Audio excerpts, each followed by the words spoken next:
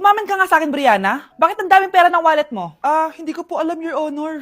Nangupit ka sa akin, no? Your Honor, i-double check ko lang kung totoo yung sinasabi niyo. Anong Your Honor? Nanay mo ko. Nagsasabi nito. Anay, alis lang ako. At saan ka na naman pupuntang babae ka? Sa boyfriend ko po, Your Honor. Your Honor? Saka din eh. Bawal na umalis, gabi na. Gusto ko siya makita. Gusto ko makita sa mata niya na nasabihin niya sa akin, mahal niya ako. Gusto mo ito makita mo? Joke lang, Your Honor. Anak, nakausap ko yung teacher mo kanina. At sabi niya, hindi ka daw pumasok ng school? Di po totoo, Your Honor. Your Honor, Your Honor. Pati ikaw? Nag-aral. Ako kanina. Baka di niya lang ako nakita kasi nasa farm ako. Ha? Anong farm pinagsasabi mo?